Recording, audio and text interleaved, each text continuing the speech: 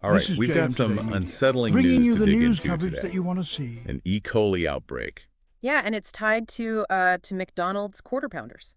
And this isn't, just a few people feeling a little queasy. No, not at all. It's pretty serious, actually. We're looking at 49 people sick across 10 states. There's even been a fatality. And several people have been hospitalized, even a child, with severe kidney complications. Yeah, so definitely not something to take lightly.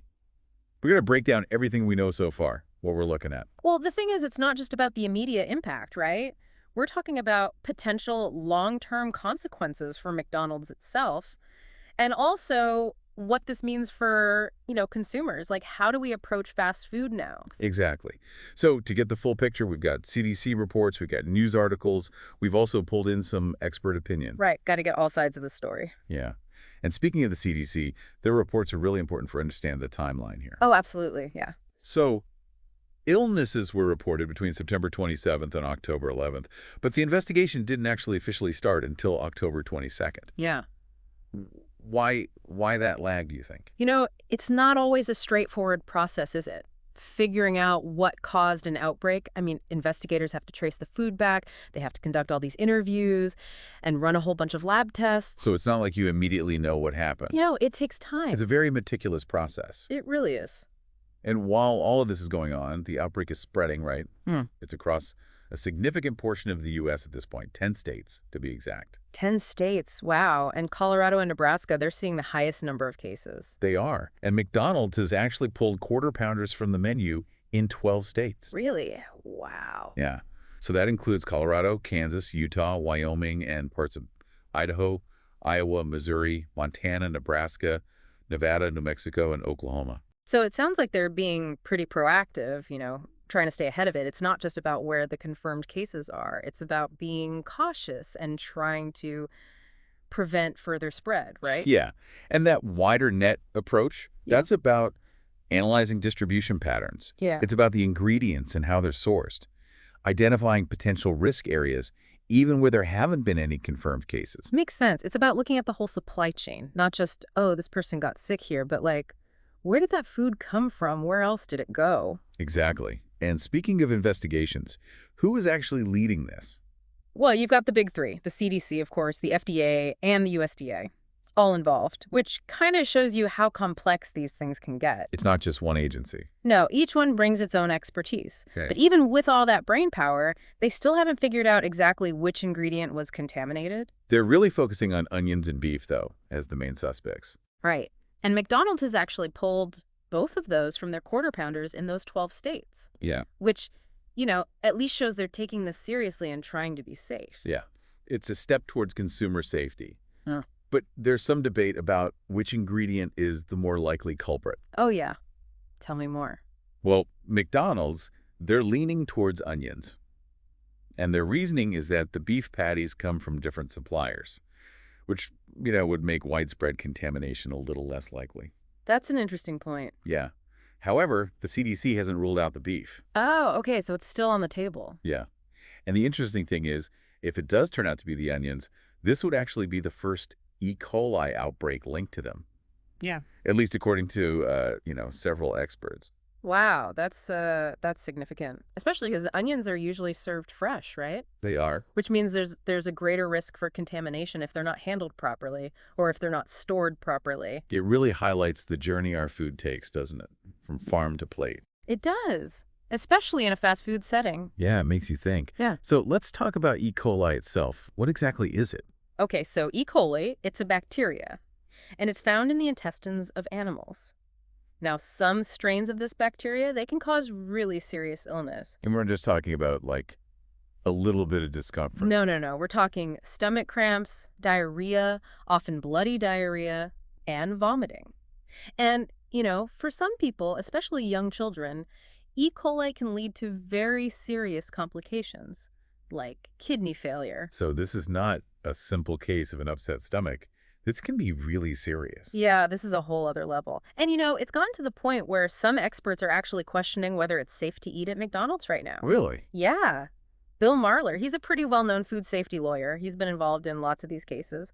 And he's actually suggesting that McDonald's should shut down the affected locations for a really thorough cleaning to prevent any chance of cross-contamination. Wow. That's a big statement to make. It is. So, for those of us who maybe have eaten at McDonald's recently, what are some things we should be looking out for?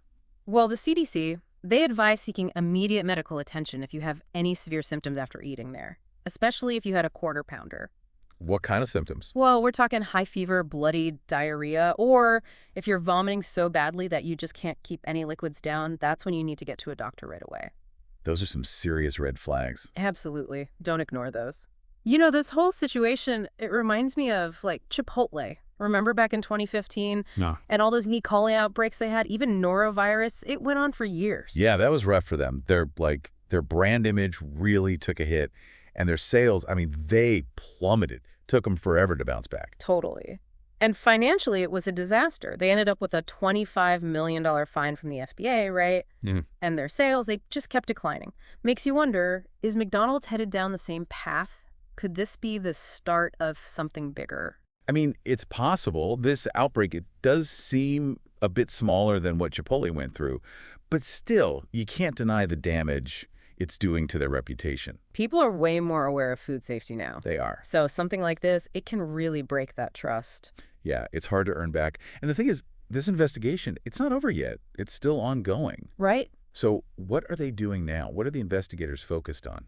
So the CDC, the FDA, and the USDA, they're all still trying to pinpoint that one contaminated ingredient, figure out where it came from. They're analyzing food samples, interviewing people who got sick, and just, really trying to trace it back through the whole supply chain. It's like this massive puzzle, right? It is, yeah. Every little bit of information they find, it brings them closer to solving it. But while that's happening, consumers, they need to stay informed. They got to take precautions. And speaking of precautions, the CDC has actually given some pretty specific recommendations for anyone who might be at risk. So what are they suggesting people do? They're basically saying if you have any severe symptoms, especially after eating at McDonald's, and especially if you had a quarter pounder, go to the doctor. Like right away. Yeah, don't mess around. If you're having bloody diarrhea, high fever, if you're throwing up so much you can't even keep water down, get medical help. Those are some clear signs that something's wrong. Absolutely. And with E. coli, early intervention is key, especially for, the more vulnerable groups like little kids and older adults. So it's not just about reacting after you get sick, but really trying to prevent it in the first place. Exactly. And that's where those basic food safety practices come in, things we should all be doing anyway. Like what? Like washing your hands really well, especially after handling raw meat.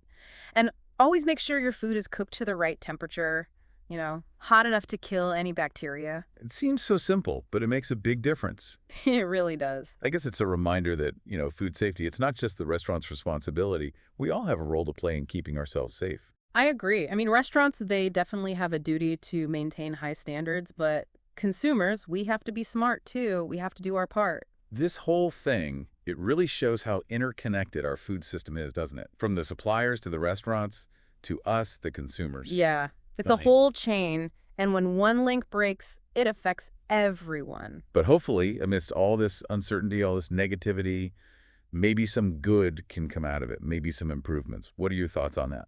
I think this could be a wake-up call, for the whole industry, not just McDonald's.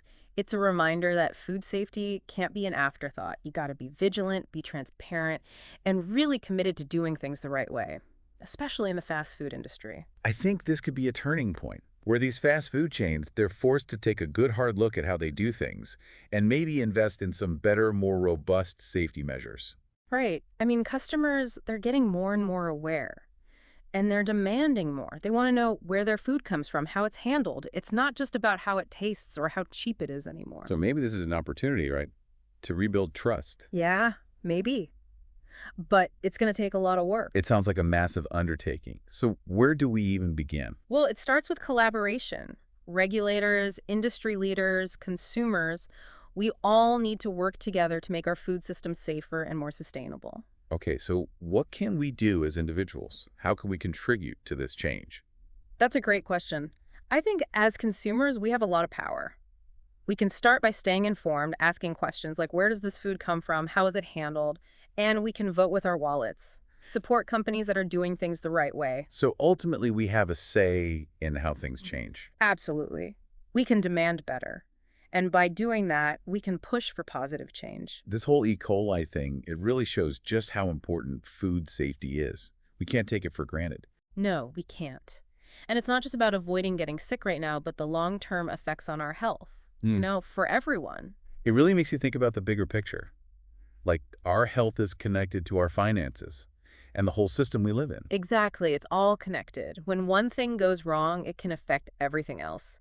Look at McDonald's. This outbreak is hurting them financially, and it's making people nervous about eating there. Yeah, it makes you wonder if there are, like, parallels between what's happening with the food industry and other things, like the economy. Interesting point. Just like we need to be careful about our food supply, we need to be smart about our finances too, especially when things are uncertain. So what can people do? How do they protect themselves financially, especially like now Yeah. with all the economic uncertainty? Well, one thing is to diversify.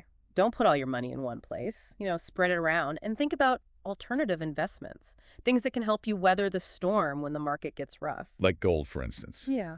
It's considered a safe haven during times of economic turmoil. Right. Gold tends to hold its value even when other things are going down.